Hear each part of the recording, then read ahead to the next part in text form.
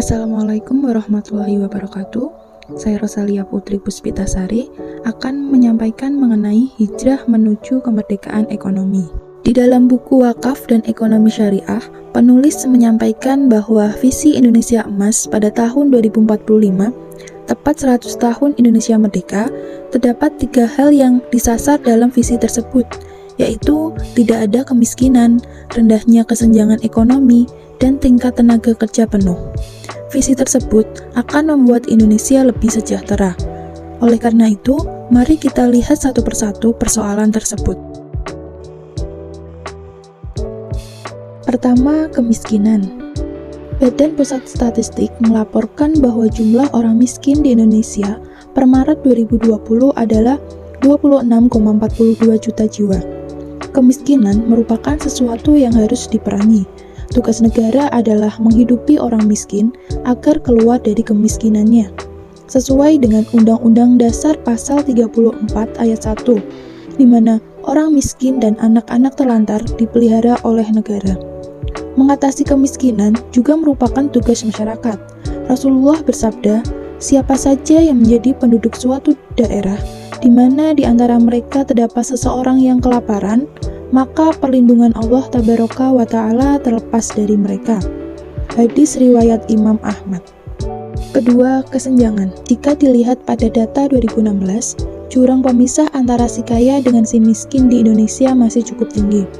Pada Maret 2016, indeks Gini rasio masih di angka 0,39, di mana masih lebih tinggi dari target 0,36. Namun, indeks ini terus mengalami penurunan dari tahun ke tahun, yang mengindikasikan kesenjangan ekonomi semakin berkurang. Hingga Maret 2020, Gini rasio di angka 0,38. Indonesia menempati urutan keempat dalam hal kesenjangan ekonomi setelah Rusia, India, dan Thailand. Yang ketiga, pengangguran. Badan Pusat Statistik menyatakan jumlah pengangguran di Indonesia bertambah menjadi 6,88 juta orang pada Februari 2020. Angka ini naik 60.000 orang dibanding Februari tahun 2019 sebesar 6,82 juta orang. Pengangguran yang tinggi akan berdampak buruk bagi perekonomian. Untuk itu, diperlukan upaya-upaya untuk menekan angka pengangguran itu. Disinilah diperlukan peran pemerintah dan masyarakat dalam mengurangi jumlah penganggur di Indonesia. Berdasarkan ketiga persoalan tersebut, maka diperlukannya hijrah menuju kemerdekaan ekonomi. Hijrah sering dimaknai berpindahnya seseorang dari satu tempat ke tempat yang lain, atau dari suatu keadaan ke keadaan yang lain.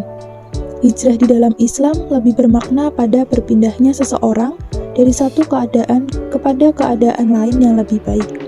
Hijrah menuju ekonomi yang lebih baik seharusnya menggelora di setiap masyarakat Indonesia. Ekonomi yang bisa dinikmati oleh semua rakyat Indonesia. Oleh karena itu, harus ada upaya untuk mengurangi adanya kemiskinan, kesenjangan, dan pengangguran. Sehingga diperlukan pemberdayaan, pemerataan, dan pertumbuhan ekonomi.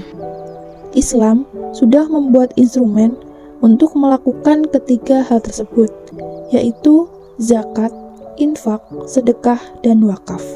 Zakat akan mendorong daya beli masyarakat sehingga konsumsi meningkat dan akhirnya pertumbuhan ekonomi juga akan meningkat.